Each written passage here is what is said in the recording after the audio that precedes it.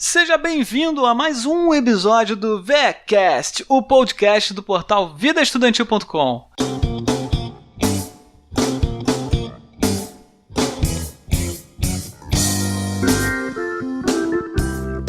Eu sou o Felipe, e que cálculozinho complicado esse da nota do Enem, hein? Eu sou o Juliano e me divirto com as pérolas do Enem. E nesse episódio, como a gente já falou na entrada, a gente vai falar sobre a prova do Enem. Mas o Enem não acabou de acontecer? Exatamente, há um pouco mais de uma semana nós tivemos dois dias de prova do Enem, né? Então por que o pessoal se interessaria por esse programa? Pô, Felipe, eu não sei, por quê? A gente vai falar do Enem para que você saiba como toda a prova é estruturada. Então mesmo que você já tenha feito a prova e não saiba direito, esse programa vai auxiliar você a entender como e por que você teve que fazer essa prova que milhares de alunos fazem todos os anos. E se você ainda não fez o Enem ou fez em um ano anterior ao seu terceiro ano, esse programa vai servir para você também. Fora que a gente ainda tem alguns milhares de alunos que não fizeram a prova no último final de semana, mas vão fazer no início de dezembro. Então esse assunto é interessante tanto para quem ainda vai fazer a prova do Enem no início de dezembro, quanto para quem já fez ou ainda vai fazer no ano que vem. Antes da gente entrar na pauta em si, a gente já está se adiantando. Como é que o pessoal faz para falar com a gente, Juliano? Bom, para falar com a gente, você pode mandar um e-mail para contato@vidaestudantil.com ou interagir conosco nas redes sociais. Você nos encontra no Facebook em vidaestudantil.com/Facebook e no Twitter como @pvidaestudantil. Nós temos disponibilizado nossos episódios também em nosso canal no YouTube. Se você prefere ouvir por lá, acesse nosso canal em vidaestudantil.com/YouTube. Além disso, compartilhamos as capas do programa no Instagram como @pvidaestudantil. Participem e comentem as nossas postagens.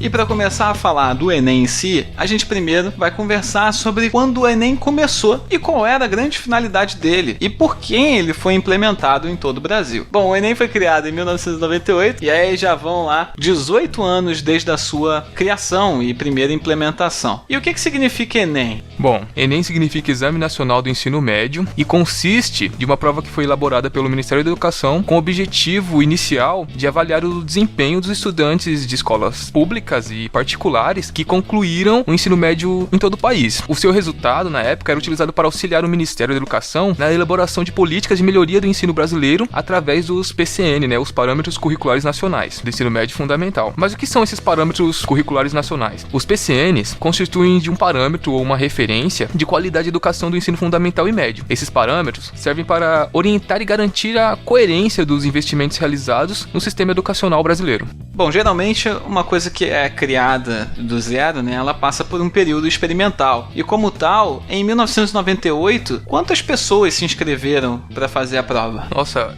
quando houve a primeira aplicação, a primeira edição do Enem, foram inscritos cerca de 157.200 alunos, dos quais somente 115.600 participaram da prova. Quase um terço não foi, então? Exatamente. A prova não era muito popular, E não tinha, talvez, um fim muito específico para os alunos em si, Exatamente. E como é que a prova era feita? Bom, na época era uma prova que consistia de 63 questões de caráter interdisciplinar e uma redação. Esse modelo ele foi mantido até 2008. Na sua quarta edição, em 2001, o exame contou com 1.600.000 alunos inscritos, dos quais apenas 1.200.000 alunos fizeram a prova e na época foi considerado um número já bem expressivo. Porém, a sua popularização, a prova foi se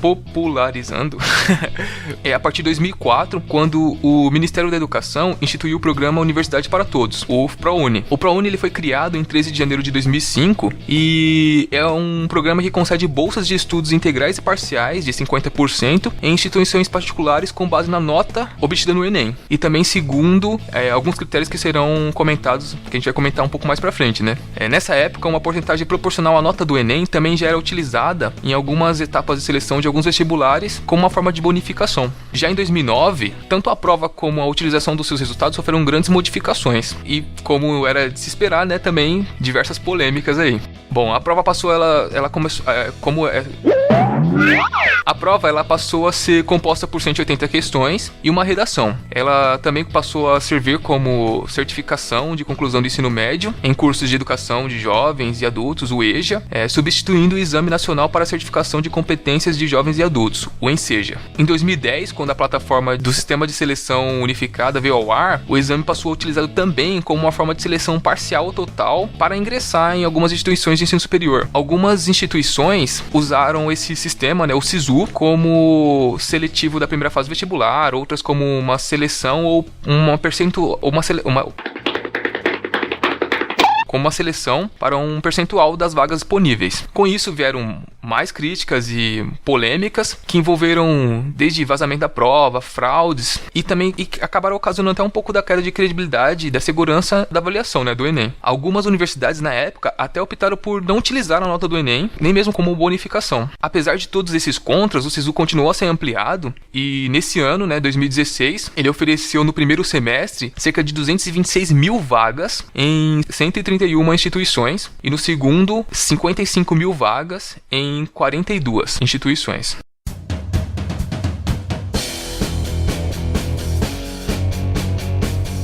É interessante também que parte dessas polêmicas envolvendo a substituição do Enem, o uso do Enem como forma de entrar em universidades públicas, envolveu a substituição do vestibular que era próprio dessas instituições pelo Enem, que era uma prova unificada para todas essas instituições que assim desejassem fazer parte ou oferecer vagas através do SISU. Parte dessa polêmica, no caso da UFRJ, por exemplo, que é a Universidade Federal do Rio de Janeiro, o vestibular da UFRJ era completamente discursivo, ou seja, você tinha perguntas e você discursava sobre essas perguntas, escrevia nessas perguntas. Não haviam perguntas do tipo múltipla escolha. Você tinha provas do tipo específicas e provas que não eram específicas, eram gerais a todos os alunos, e uma redação, como era padrão de vários vestibulares. Então, boa parte das universidades que já tinham alguns anos de vestibular e alguns anos aplicando as mesmas provas no mesmo estilo, começaram ou ficaram um pouco assim com o pé atrás de usar o Enem, principalmente universidades que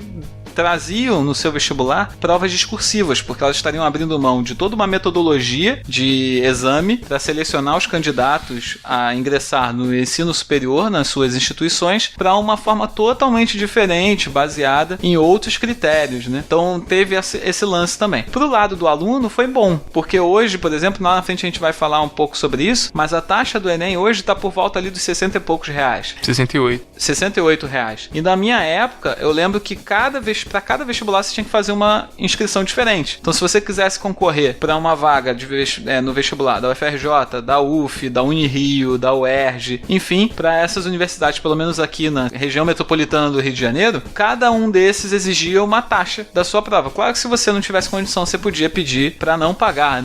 A isenção da taxa, exatamente. Você podia pedir a isenção da taxa. Mas, se você não fosse contemplado por essa isenção, o vestibular da FRJ, na época que eu fiz, foi R$95. O da UF, se eu não me engano, foi 80. Então você ia somando, dava uma quantia razoável, Gasta apenas em taxas de vestibulares, que agora você paga uma só. Por outro lado, você também concorre com pessoas do Brasil inteiro, porque a gente não entrou muito em detalhes, mas essas 226 mil vagas do primeiro semestre são para 131 instituições do Brasil inteiro. Tô certo, Juliano? Tá certíssimo. Mas enfim, mais tarde a gente fala um pouquinho mais sobre isso. Além de todos esses detalhes que a gente já apresentou, parece que existe alguma ligação com o Enem e o programa Ciências Sem Fronteiras, não é? Exatamente, Felipe. Em 2011 foi criado o programa Ciências Sem Fronteiras, o famoso CSF, em que o principal objetivo era o de proporcionar uma experiência de parte da formação acadêmica em instituições de excelência de outros países e do qual era tido como principal requisito ter atingido um total de 600 pontos no Enem. Então a gente vê que isso também faz parte da popularização do Enem, que começou lá em 2009 com o ProUni, em 2004 com o ProUni, e a partir daí foi ganhando bastante destaque com a utilização também no ProUni, com o SISU e Ciências Sem Fronteiras. Então, a partir do uso do Enem como um dos critérios para a avaliação do Ciências Sem Fronteiras, a popularização do Enem foi só crescendo. E o modelo de prova do Enem em si também foi se consolidando, de tal forma que o número de inscritos vem quebrando recordes a cada ano. chegando a atingir aproximadamente 9,5 milhões de inscritos no ano de 2014. Desses, 71% fizeram as provas. Para você ver que ainda que haja um grande aumento de inscrições, ainda há também um grande número de pessoas que, embora inscritas, não comparecem às provas ou não fazem as provas. Na última edição do Enem, em 2016, houve o registro de 9,2 milhões de candidatos, ficando atrás apenas do ano de 2014. Como a gente disse no início, essa prova foi há mais ou menos uma semana atrás, nos dias 5 e 6 de novembro, e no seu início, de 98 até 2008, a prova era composta de 63 questões de múltipla escolha de caráter interdisciplinar. E uma proposta de redação com duração de 5 horas, ou seja, você ia lá e você tinha 5 horas para fazer as 63 questões mais a redação em um único dia de prova. Em 2009, o exame sofreu grandes modificações que foi alvo de várias polêmicas que a gente já discutiu lá atrás. Mas essa estruturação fez com que a prova tivesse 180 questões mais a proposta de redação. Essas 180 questões são divididas em 4 grandes áreas. A primeira é a ciência da natureza e suas tecnologias, ciências humanas e suas tecnologias, linguagens, códigos e suas tecnologias e, finalmente, matemática e suas tecnologias, totalizando assim as 4 grandes áreas. Lembrando que a escolha de língua estrangeira é feita no ato da inscrição. Cada uma dessas áreas possui 45 questões, atribuindo uma nota ao aluno que varia de acordo com um certo critério que a gente vai falar mais na frente. No total, o exame é constituído por 5 notas, uma para cada grande área e uma para a redação. E a da redação varia de 0 a 1000. 0 se o aluno cometeu um dos critérios que zeram completamente a prova, e 1000 se ele tiver feito uma redação perfeita.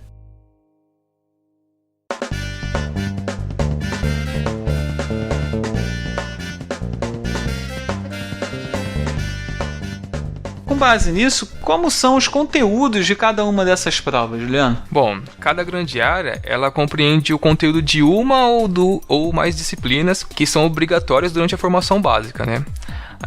Então, assim, a divisão das 180 questões é dada da seguinte forma. São 45 questões relacionadas às áreas de ciências da natureza e suas tecnologias, que seriam biologia, física e química. 45 relacionadas às ciências humanas e suas tecnologias, que compreende história, filosofia e sociologia. Mais 45 compondo a prova de linguagens, códigos e suas tecnologias, que seriam a língua portuguesa, literatura, língua estrangeira, que seriam inglês ou espanhol, artes, educação física e tecnologias da informação e comunicação. Por fim, 45 questões da grande área que é matemáticas e suas tecnologias, que é a prova de matemática. Mais ainda a sugestão de redação, né, a proposta de redação, que é um tema direcionado que vale de 0 a 1000, como já foi comentado.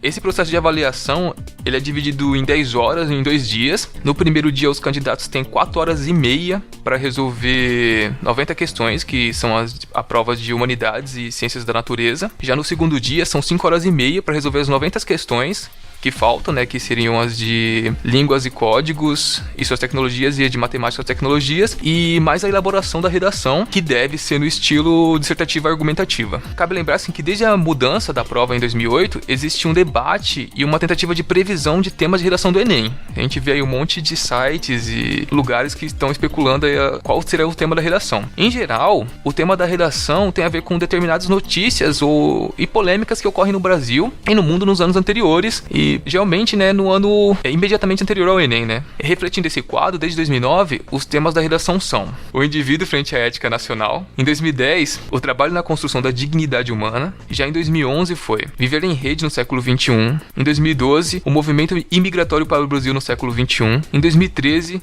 lei seca, efeitos da implementação da lei no Brasil. Em 2014, publicidade infantil em questão no Brasil.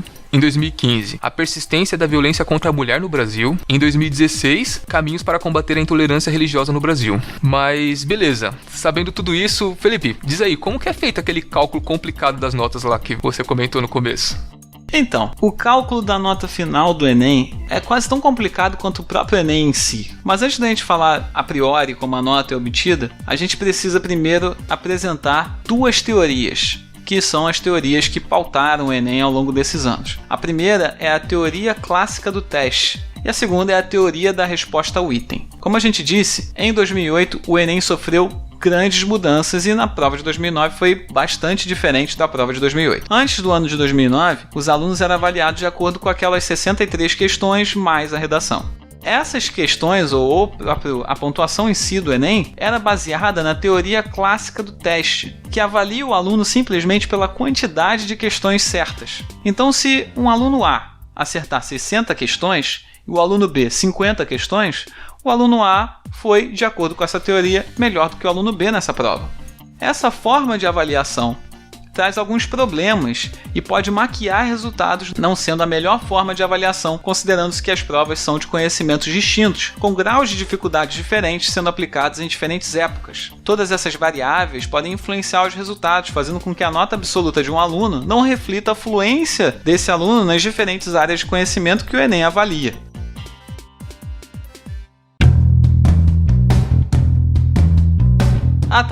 Então, com o objetivo de deixar mais claro o que são essas distorções, a gente vai considerar alguns exemplos pensando ainda nesse sistema TCT, que é a teoria clássica do teste. Primeiro, considere que, por exemplo, um aluno tenha acertado 30 questões de português e 40 questões de matemática. Isso quer dizer que o aluno domina mais competências de matemática do que de português? E se a prova de matemática tivesse sido particularmente mais fácil nesse ano, ainda podemos considerar que o aluno domina mais a matemática do que o português? Acho que não necessariamente. O mesmo vale para a diferença de notas em anos diferentes. Por exemplo, se um aluno acertar 20 questões de matemática em um ano e 30 no ano seguinte, é possível afirmar que esse aluno tenha melhorado? Uma vez que, pelo mesmo raciocínio, a prova pode estar mais fácil no ano seguinte?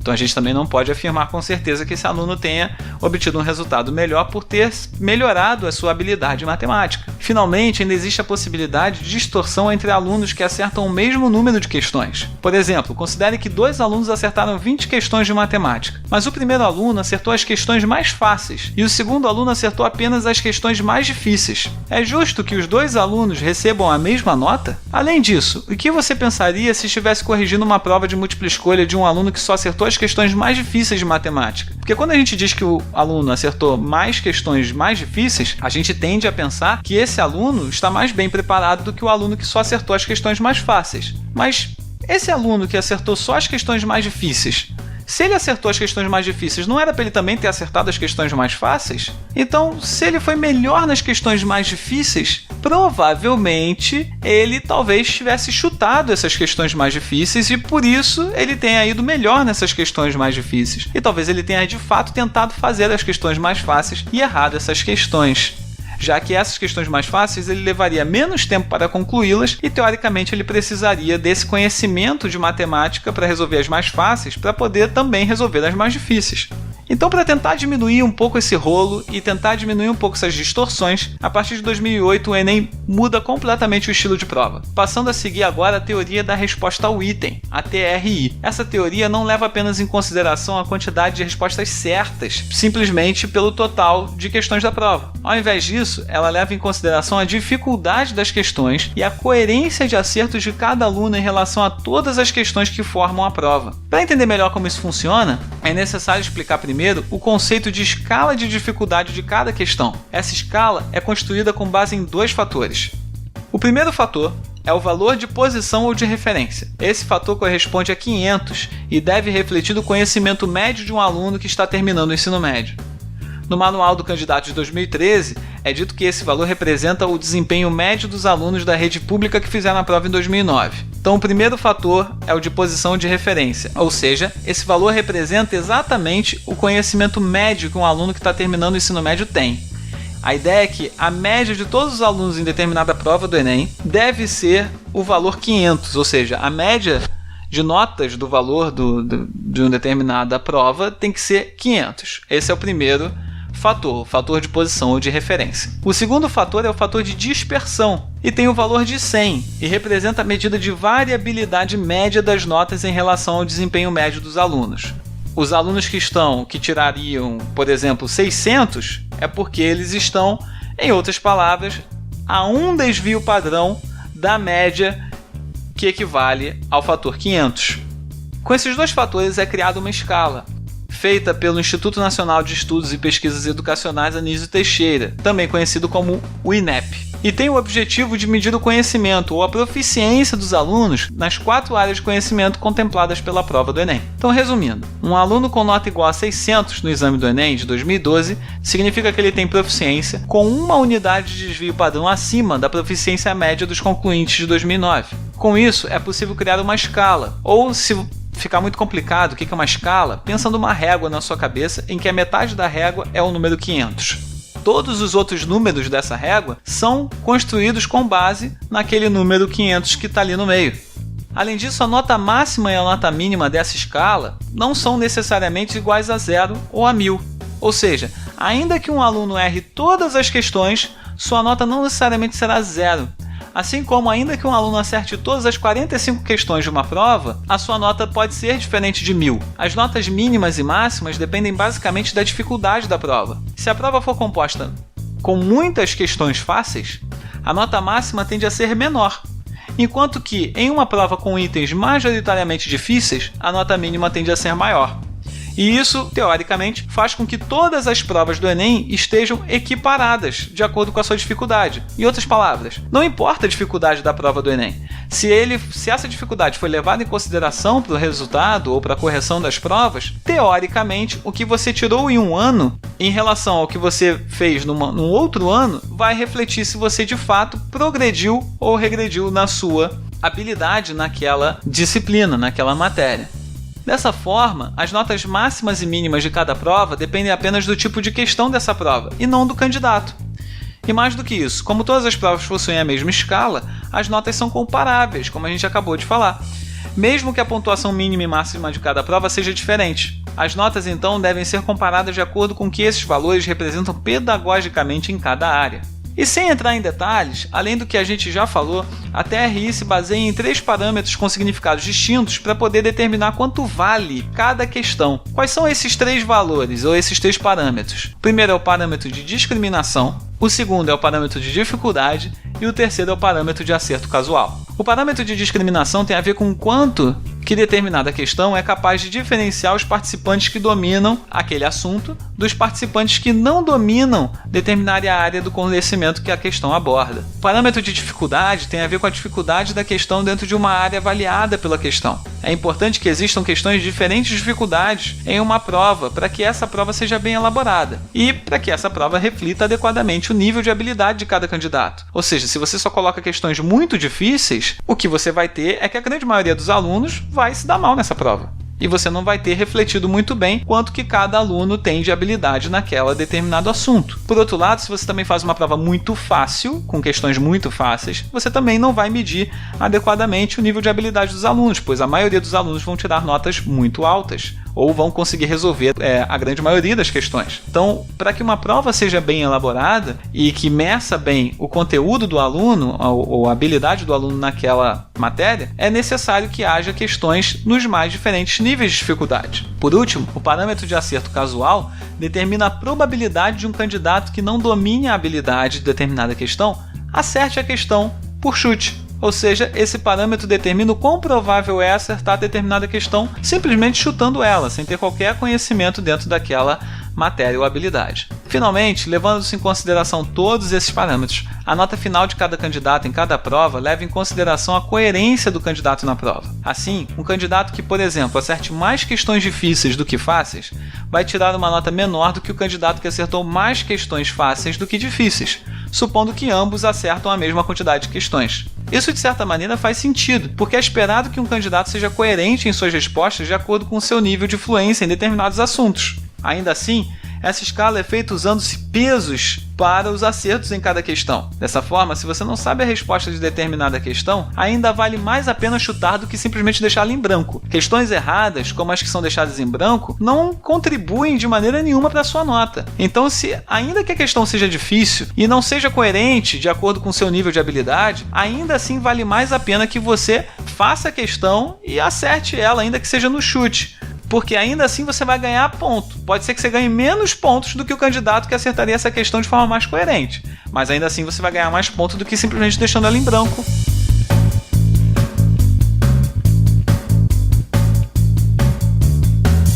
Além disso tudo que a gente falou, você pode ficar, caraca, mas que método maluco, nunca vi esse método sendo usado em lugar nenhum, é a primeira vez que eu estou ouvindo falar disso. Mas é importante notar que não é só o Enem que usa esse método para avaliar os seus candidatos. Outras avaliações muito famosas também utilizam a TRI, que é a Teoria de Resposta ao Item, no Brasil, como por exemplo a SAEB, que é o Sistema de Avaliação da Educação Básica, a ENSEJA, que é do Exame Nacional para a Certificação da Competência de Jovens e Adultos, que foi substituída mais tarde pelo Enem, a Prova Brasil e o ENAD, que é o Exame Nacional de Desempenho dos Estudantes, que é tipo um Enem para o ensino superior. Ele simplesmente avalia o rendimento dos concluintes de cursos de graduação em relação aos conteúdos programáticos desses cursos. No exterior, a TRI também é utilizada em diversos países como Estados Unidos, França, Holanda, Coreia do Sul, China e países participantes do Programa Internacional de Avaliação de Estudantes, o PISA. Além disso, o TOEFL, que é um famoso exame de proficiência em língua inglesa, também utiliza a TRI para avaliar os seus candidatos.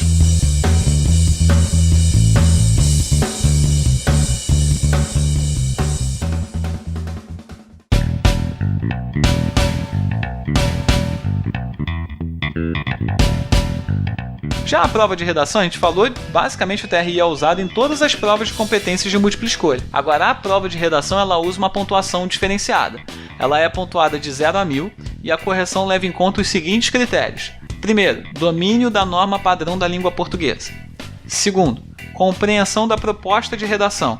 Terceiro, seleção e organização das informações. Quarto, demonstração de conhecimento da língua necessário para a argumentação do texto. E quinto, elaboração de uma proposta de solução para os problemas abordados, respeitando os valores e considerando as diversidades socioculturais. Então, de acordo com o que a gente falou da pontuação da prova de redação, perceba que você pode ter argumentos sensacionais. O seu raciocínio pode fazer completo sentido. Só que se as organizações das suas ideias não estiver legal, ou seja, se você não apresentou muito bem esses argumentos, a sua nota pode não ser muito alta do que a pessoa que talvez tenha organizado muito melhor e não tenha argumentos tão bem fundamentados. Então é importante que você leve em consideração todos esses critérios na hora de elaborar a sua redação. Além disso, é importante notar que além desses critérios, o candidato pode ter a nota 0 na redação se a redação se enquadrar em algum dos seguintes critérios. Primeiro, fuga total ao tema. Fugiu do tema, tá lascado, 0. Segundo, não obediência à estrutura dissertativa ou argumentativa. Terceiro, texto com até 7 linhas. Quarto, impropérios, desenhos ou outras formas propositais de anulação da prova, ou parte do texto deliberadamente desconectada do tema proposto. Quinto, desrespeito aos direitos humanos. Sexto, redação em branco, mesmo com o texto em rascunhos. E sétimo, cópia do texto motivador. O que significa? Não vai copiar o texto que...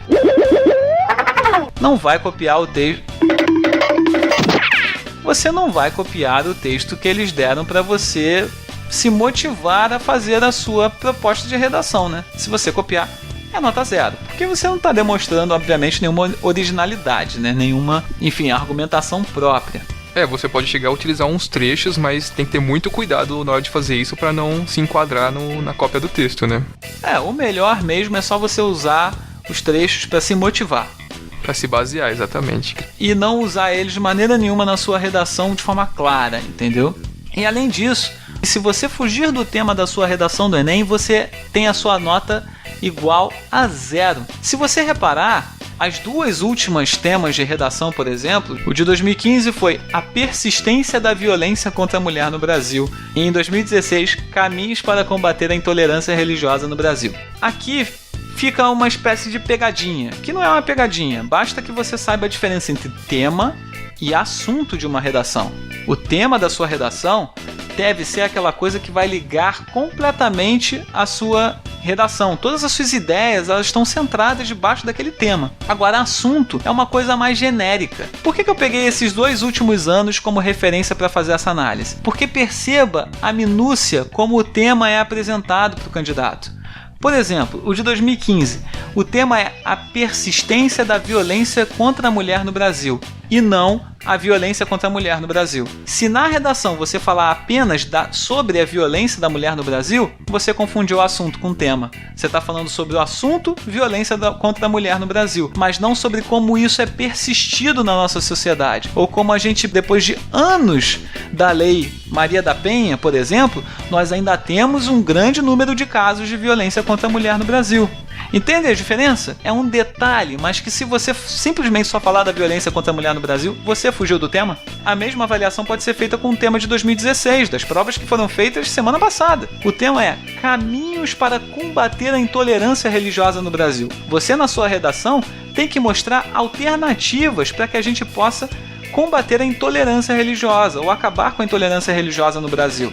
E não simplesmente falar de intolerância religiosa no Brasil e apresentar diversos exemplos e o porquê que a intolerância religiosa acontece. Se você fizer isso, mais uma vez, você confundiu o assunto com o tema e, portanto, fugiu do tema da redação e pode ter a sua nota conferida igual a 0.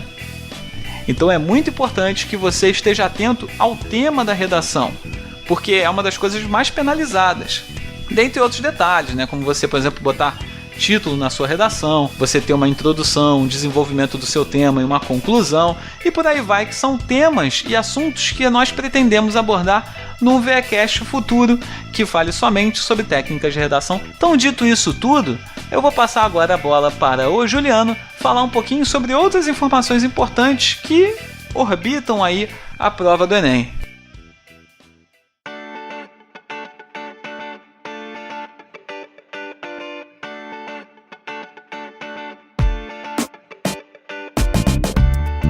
Bom, é importantíssimo para aqueles que têm interesse em fazer a prova saber que por volta do mês de março o MEC divulga as datas importantes para o Enem e é bom você estar bem ciente para não perder os prazos, né? E geralmente também vem as datas de quando saem as notas e como você pode utilizá-las, né? Das universidades que aceitam, que vão aderir ao Enem aquele ano. E assim por diante, são datas muito importantes mesmo. Também é importante saber que para se inscrever é necessário pagar uma taxa de inscrição. E no caso dessa última edição, que foi a de 2016, foi de R$ 68. Também é bom saber que é possível conseguir isenção dessa taxa, né, como foi dito. E que para alguns alunos, né, para os alunos que estão concluindo o ensino médio no ano da aplicação da prova, esse processo ele é feito de forma automática. Mas para aqueles que já concluíram, é também possível solicitar a isenção da taxa se declararem que se pertencem de famílias de renda baixa ou está em situação de vulnerabilidade socioeconômica. O Enem ele conta com atendimento diferenciado em diversas situações, como no caso de deficientes físicos, gestantes, sabatistas, deficientes intelectuais, pessoas com déficit de atenção, autismo e outros. Essas regras estão sendo aprimoradas a cada edição, uma vez que o participante informe no ato da inscrição a sua deficiência ou a condição especial e os recursos que são necessários para que ele realize essa prova. O atendimento diferenciado é um direito. Todas as informações, boa parte das informações que nós passamos antes, estão no edital, então é muito importante ler o edital na íntegra, se possível, né? Também fique atentos aos motivos que podem levar à sua desclassificação, sobretudo os avisos que são dados na sala antes do início da prova. Então, isso tudo consta no edital, né? Então, cuidado aí para não fazer besteira e ser desclassificado da prova. É bom também, isso é uma coisa que é todo ano, todas as formas de divulgação e de notícia falam. É importante conhecer o local da prova antes, para saber como chegar e quanto tempo você demora para chegar lá. Não deixe para descobrir que aquele ônibus que você jurava que passava na porta da entrada lá da escola, passa apenas na rua de trás do prédio. Não dê margens ao azar, né? Tá ainda nessa linha de raciocínio, né? Tenta chegar com pelo menos 1 hora de antecedência no local da prova, porque pode acontecer diversos fatores que podem atrapalhar a sua chegada. Então, se você se programou aí para 1 hora com antecedência, ainda você tem essa boa margem aí de tempo. É importantíssimo também saber o que levar para a prova, né? Lá nos editais constam, em muitas formas de divulgação também consta, né? Que a caneta que você utiliza tem que ser esferográfica, de tinta preta, fabricada em material transparente. Tem que levar o documento de identificação original com foto e vale. Também é bom levar o cartão de confirmação de inscrição. Bom, como eu disse, tudo isso está bem especificado no edital. São 4 horas e meia de prova, né, no primeiro dia. No segundo dia são 5 horas e meia de prova. Nem ganha de ferro, cara. Bom, é bem mais difícil pensar de barriga vazia. Então é sempre bom levar um lanchinho, alguma coisa pra comer ou pra beber. De preferência coisas leves, que não vão estragar, que você já esteja acostumado a comer durante o seu estudo, né, quando você estuda nos intervalos também de estudo. Então é bom saber que você pode fazer isso. Você não só pode, como deve levar algo pra você poder lanchar no meio da prova, porque é uma prova bem extensa. Muito bem, então, depois de dar todas essas dicas e falar quase que exaustivamente sobre a prova em si, agora a gente vai falar com o que você consegue fazendo a prova do Enem. Afinal de contas, para que o Enem serve olhando o lado dos alunos, né? A gente entende que o Enem é uma avaliação do desempenho dos alunos no ensino médio. Então, para termos de políticas públicas de educação, o Enem é usado sim como um parâmetro para saber aonde que são aplicadas as políticas, quais políticas estão dando certo, quais não estão dando certo, quais refletiram, quais não na nota do Enem e por aí vai. Mas e do ponto de vista do aluno, para que afinal de contas o Enem serve? Exatamente, como nós dissemos ali, até no processo, né, na parte do histórico, no processo de popularização do Enem, você pode utilizar o resultado do Enem para diversas coisas, como a certificação do ensino médio, o ProUni e assim por diante. A gente vai começar aqui comentando um pouco melhor sobre como que ocorre, né, e o que seria essa certificação do ensino médio. O Ministério da Educação, né, juntamente com o Instituto Nacional de Estudos e Pesquisa, Anísio Teixeira, né, o famoso INEP, criaram portarias que especificam como conseguir o certificado de conclusão do ensino médio através, né, utilizando a nota do Enem. Para isso, além de participar do exame e obter uma pontuação igual ou superior a 450 pontos em cada uma das 4 grandes áreas, né, nas provas das 4 grandes áreas, e a 500 pontos na redação, o candidato deve completar 18 anos até o dia da primeira prova do Enem. Ele também deve ter concluído o ensino fundamental e indicar no ato de inscrição da prova a intenção de utilizar a nota para obter o certificado de conclusão do ensino médio e também escolher a instituição certificadora. Essas instituições certificadoras se tratam de instituições que são habilitadas e que emitem o certificado de conclusão do ensino médio através da realização do Enem. Para isso, só são aceitos os resultados do último Enem realizado. Caso o candidato não consiga atingir a pontuação mínima em alguma das provas, ele não terá direito a solicitar o certificado. Porém, ele pode requerer uma declaração de proficiência para as áreas que ele teve esse requisito cumprido, né? Ou seja, ele teve uma nota superior a 450 e no caso da redação 500 pontos, e pedir equivalência nas matérias que obteve a nota acima da média em cursos supletivos. Nós temos também o ProUni, né, que foi implementado em 2004, foi instituído em 2004. Se trata do programa Universidade para Todos. Foi criado pela lei de número 11.096 de janeiro de 2005 e consiste de um programa do Ministério da Educação que concede bolsas de estudos integrais ou parciais de 50% em instituições privadas de ensino superior, como nós já mencionamos. O candidato também, ele deve ter participado da edição do Enem, que ocorreu no ano imediatamente anterior, e ter uma pontuação de pelo menos 450 pontos na média das provas, e não pode ter zerado a redação. Também, para ser bolsista do ProUni, o estudante deve ser brasileiro e se enquadrar em pelo menos uma das seguintes condições. Ele deve ter cursado o ensino médio completo em escola pública ou na rede privada na condição de bolsista integral na própria escola.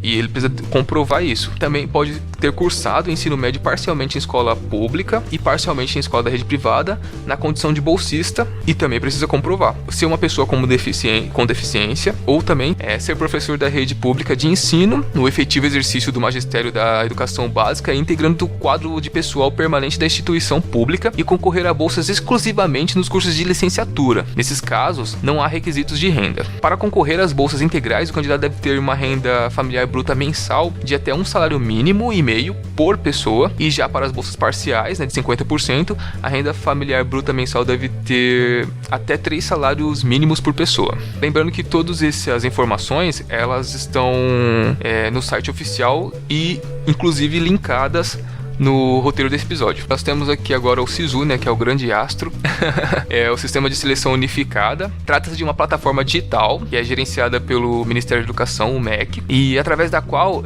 desde janeiro de 2010, instituições de ensino superior que aderiram totalmente ou parcialmente aos resultados do Enem como forma de seleção, oferecem vagas aos que realizaram o exame, né, o Enem. Bom, as inscrições para o SISU ocorrem antes do início letivo de cada semestre e não é cobrada nenhuma taxa, que é exatamente o que o Felipe falou. Antigamente, para fazer o vestibular, os diferentes vestibulares, você tinha que pagar cada um, né, sua taxa específica, que variava em torno ali por volta de R$90, R$100. Atualmente, você faz o Enem, paga a taxa que esse ano foi de R$68 e para concorrer a uma vaga em alguma universidade pública, você não paga nenhuma taxa, né, que é dada através do SISU. Todo esse processo ele é online. As instituições que participam, tanto no primeiro semestre quanto no segundo, bem como as vagas que são ofertadas, são disponibilizadas na plataforma, cujo link também se encontra no roteiro deste programa. Então, para a gente explicar como o SISU funciona, nada melhor do que o próprio SISU ou o próprio sistema para explicar isso. Então a gente pegou um trechinho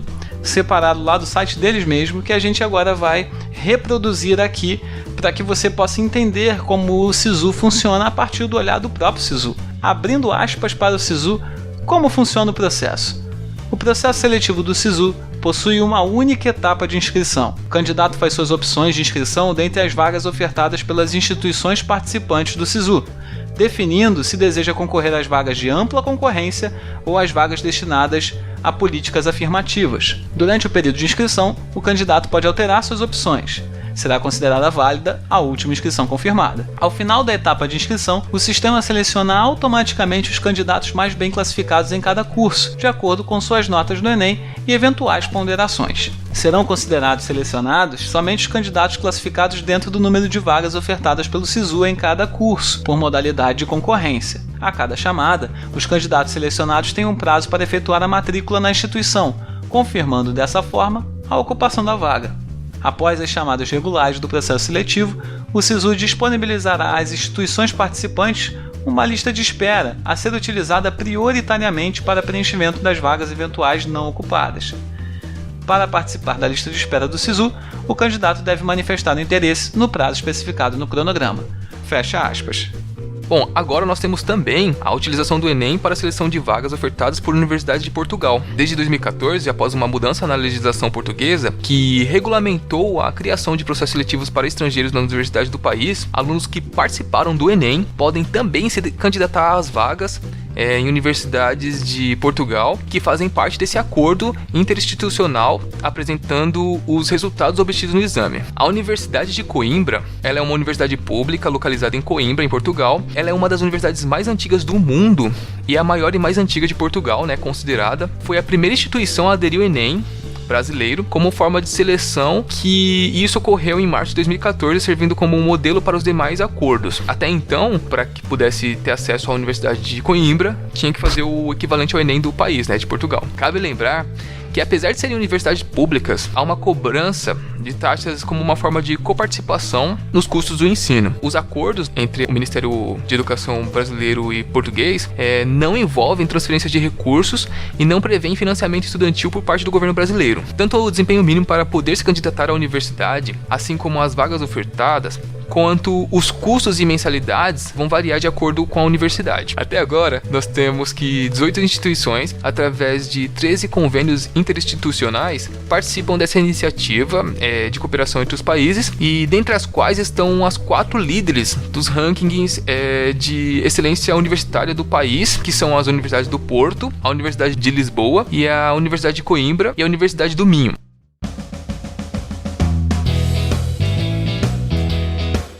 E agora faltou, pra gente fechar o programa, a gente falar de todas as polêmicas e curiosidades envolvendo o Enem. E a primeira, que a gente vai começar agora, é o furto de provas, que aconteceu lá em 2009. Em 2009, né, que foi um ano que ocorreram as grandes mudanças na prova e também na utilização dos seus resultados, devido às suspeitas que tiveram de vazamento da prova com o furto de cadernos que ocorreu em uma das gráficas contratadas para imprimir as provas. O exame, que ocorreria em outubro, ele foi adiado para 5 e 6 de dezembro, e nesse ano cerca de 37, quase 38% dos aproximados 4 milhões de inscritos faltaram na prova no primeiro dia. Bom, nós temos também, né, os erros de impressão que ocorreu em 2010, quando algumas das provas, né, algumas das questões eram repetidas e estavam fora da sequência. Esse erro afetou cerca de 9.500 alunos que tiveram a chance de refazer a prova. Esse ano, né, que é o ano de 2010, foi o ano em que as universidades, né, algumas universidades decidiram por não utilizar a nota do Enem por causa dessas polêmicas. Fora isso, nós temos também polêmicas que envolvem as redações, né, que são aquelas das redações que tiveram trechos do hino do Palmeiras e também a outra que teve a receita de miojo no meio da redação, né, e que não tiveram que as redações não foram zeradas, né, tiveram notas até razoáveis. Foi a primeira vez que logo quando o INEP ele ofereceu o acesso ao espelho da prova de redação após a correção. Essas duas redações viralizaram na internet e a partir deste ano o INEP passou a atribuir 0 às redações que tivessem alguma brincadeira ou algum tipo de deboche.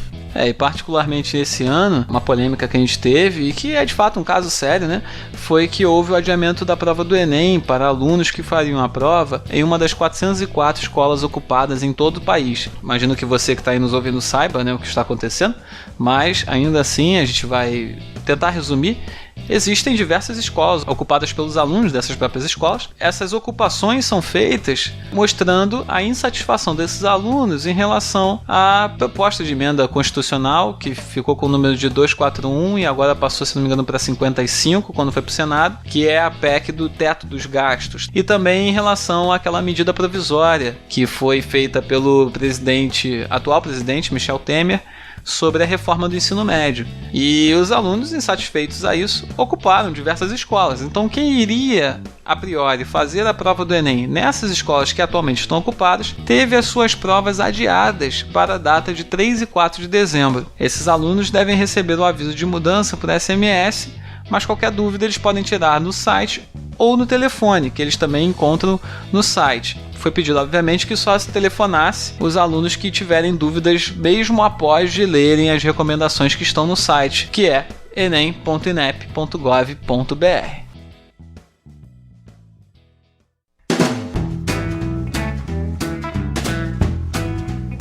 Então é isso aí, galera. Esse foi o episódio 15 do Vida Estudantil, o podcast do portal vidaestudantil.com, e nesse episódio a gente compartilhou diversas informações sobre o Exame Nacional do Ensino Médio, o Enem. Para ter acesso às nossas notas desse episódio, né, ao post relacionado a esse episódio, você pode visitar o vidaestudantil.com/ve15 ou vidaestudantil.com/enem. E lá você vai encontrar todos os links que nós comentamos nesse episódio, bem como um breve resumo com todas as informações que a gente divulgou aqui, além, é claro, de como você pode fazer para entrar em contato com a gente. Então, se você teve interesse, você quer compartilhar alguma coisa, um dos canais que a gente sugere que você faça isso e apoia muito que você faça é no próprio post. Lá no post você pode deixar o seu comentário e começar uma discussão acerca desse tema que é tão rico e teve tantas outras polêmicas e curiosidades que a gente não cobriu aqui. Então, se você quiser, fique à vontade para colocar lá a sua opinião, o seu comentário, o seu auxílio no nosso podcast, com o nosso episódio, nosso podcast. E muito obrigado pela sua paciência, pela sua audiência no nosso programa e por nos aguentar e ouvir até aqui. Nós ficamos por aqui nesse episódio. Aos que vão fazer a prova do Enem ainda, façam uma boa prova. E aqueles que já fizeram a prova, fiquem atentos aí nos calendários, né, para utilização desses resultados. Então é isso aí, galera. Boa prova e curtam agora os erros de gravação do episódio. Valeu! Até o próximo.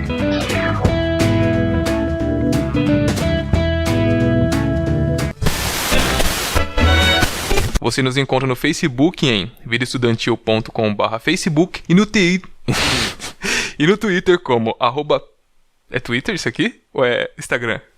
É Twitter, cara. É igualzinho. Sério?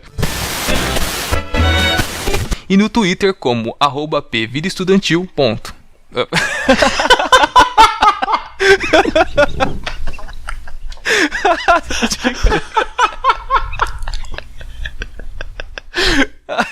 Tá de brincadeira.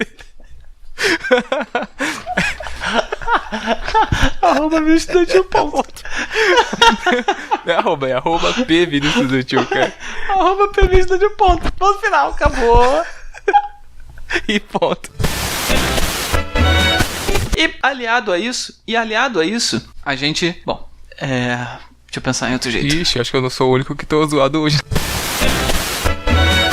Com cerca de 1 milhão e 600... Não, é 1 milhão e... Exatamente. Com cerca de 1 milhão e 600... 1.000. Calma. O exame conta... É que eu falei 1,6 milhão, né? Não vai falar 1,6 milhão, né? Então, aí você fala assim, 1.600.000. Eu sei. É assim que lê esse número. Eu sei, tá?